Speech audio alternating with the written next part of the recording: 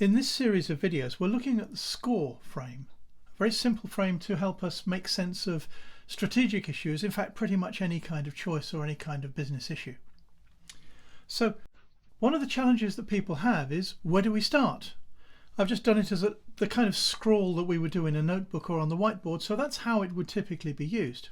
Where we would start is always from the initial question that we have. In this case, how would we expand our market into Asia? We typically also start from what are the success criteria, the things that define quality for us.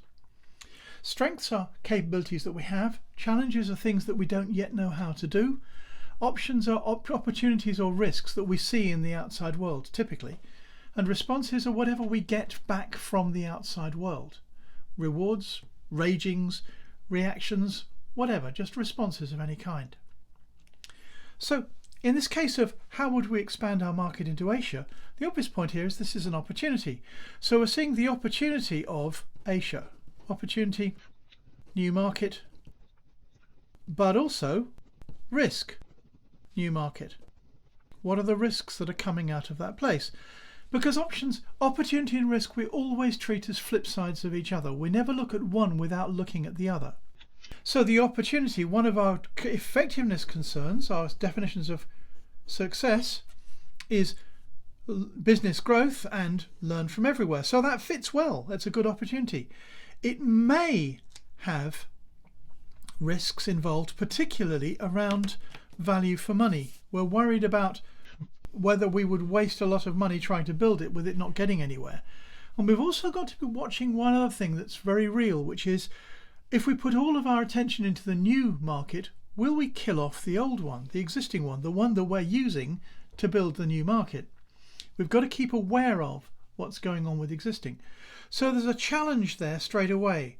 We've got to be really careful if we go into that new market that we're not cannibalizing and that we're not going to waste money. So the challenges here then would be, how do we keep track of costs? How do we keep awareness of of impact on market? So for both of these, we want to look for responses from the market. We want to get information.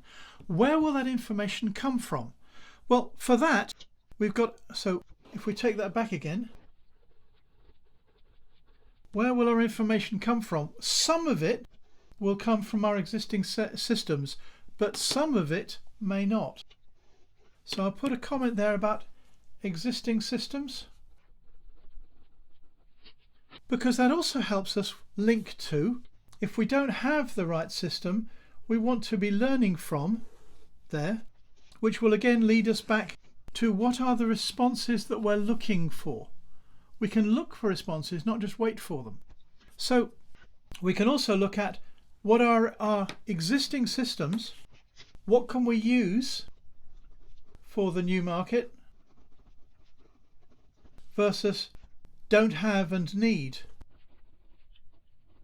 that we will need to add. But when we have them, we will then have them for the Asia market, which means we may have new points there. Learning the new market again brings us back to here, but it links very strongly to both learning from everywhere, which will then give us a capability to learn about other new markets. What we learn from going to the Asia market, we could apply to the Africa market as well. So the point here is that we start from one place, and the crucial point here is that we're looking for the right questions. Once we find the right questions, the answers that we need tend to fall out on their own.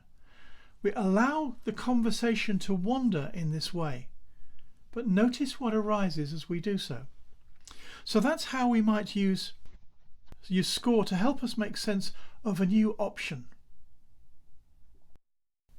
Thanks for watching. Do look at the YouTube description for links to further detail. And don't forget to subscribe for other videos, and also to support us on Patreon to help us produce these videos and the tools themselves.